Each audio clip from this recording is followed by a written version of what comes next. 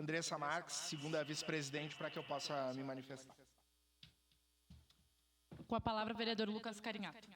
Eu vou seguir num tom pedagógico, mas acho que o questionamento do vereador Pedro Rodrigues me fez fazer essa fala, porque eu acho que a gente está num tom de construir. O vereador Fantinel aqui também fez um questionamento a mim sobre o tema que eu levantei, o tema do racismo, e eu acho importante, já que nós estamos discutindo, somos pessoas racionais e maduras para nós avançarmos nesse tema. O vereador Pedro trouxe casos aqui, por exemplo, de pessoas que sofrem discriminação e capacitismo por usar óculos, uma mulher loira como a vereadora Daiane Mello ou a vereadora Sandra Boneto, e que há um estigma e um preconceito em relação a isso, ou tantos outros, né? Como uma pessoa que tem um sotaque que vem do interior e que vai a ela se atribuir também termos pejorativos.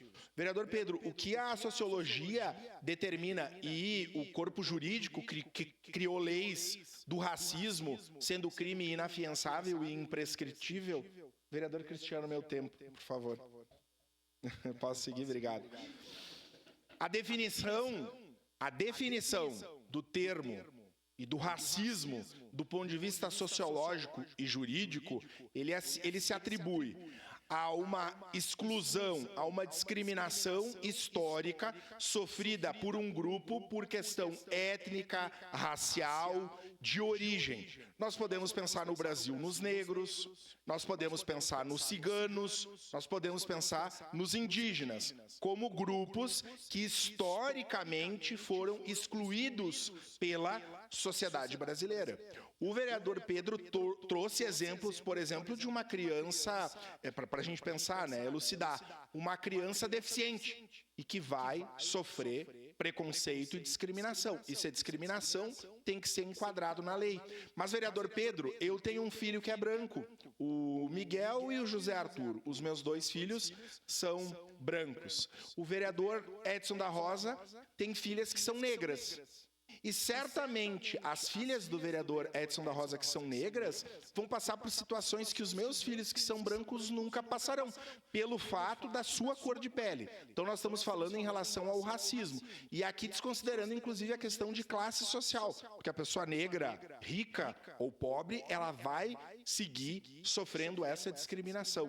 Por isso, eu não desconsidero, para mim, todas as discriminações, elas precisam ser combatidas, especialmente para nós que somos pessoas públicas. Mas entender que o racismo aqui se atribui. E aí a gente pode ter uma outra compreensão. Eu sigo aquilo que a ciência, do ponto de vista sociológico, e a justiça determina. Então, só para a gente não confundir. Nenhuma discriminação é melhor ou pior. Todas precisam ser combatidas. Aqui se utilizou o termo nós contra eles. Para mim, isso não cai e não soa para a minha trajetória. Eu acho que todos nós, e a vereadora Estela, quando falava aqui da questão das mulheres, da luta das mulheres, ninguém quer se colocar melhor que ninguém. Mas as pautas estão aí, nós precisamos avançar.